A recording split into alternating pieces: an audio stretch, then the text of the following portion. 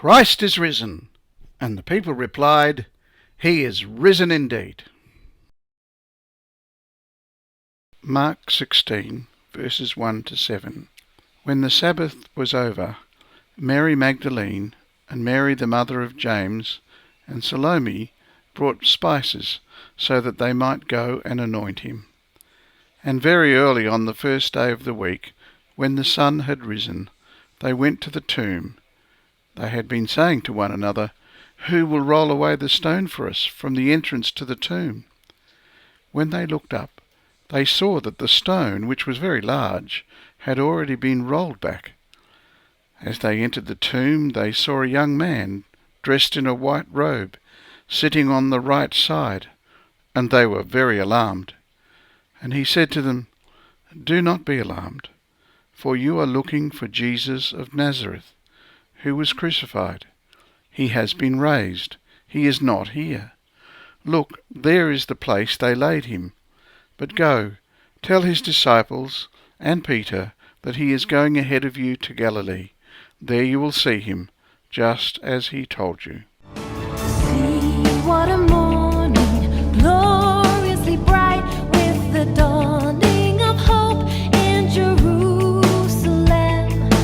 Folded the grave clothes, tomb filled with light, as the angels announced, Christ is risen.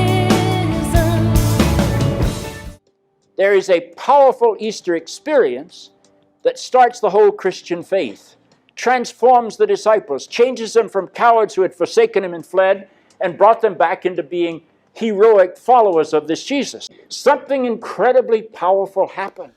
The peace of God be with you all. The resurrection story is a powerful story.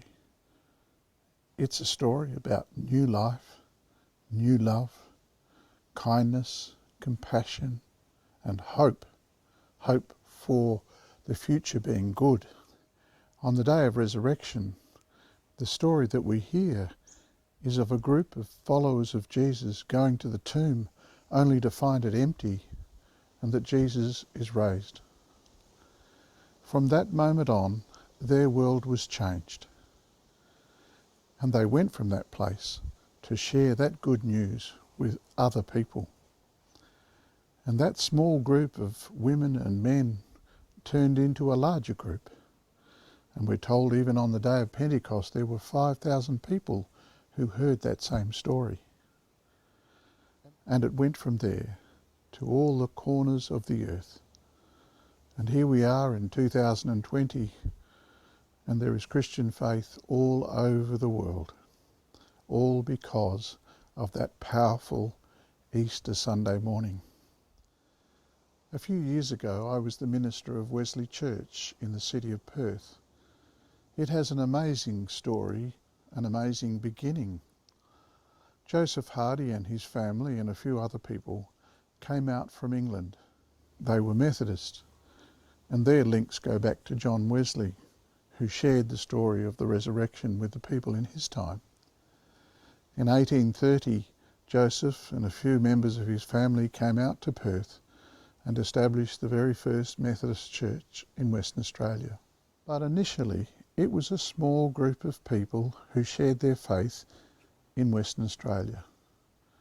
And then gradually, that faith was shared right throughout Western Australia, and small churches were set up in small country towns, big places, all over. It's an amazing story. On this Easter Sunday, we are invited again to continue the sharing of God's love, the Easter story, wherever we find ourselves.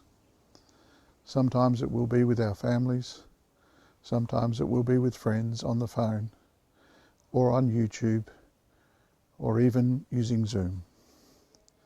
We're invited for just a few moments to say, there is a resurrection, there is love, there is compassion, there is kindness, and most of all, there is hope.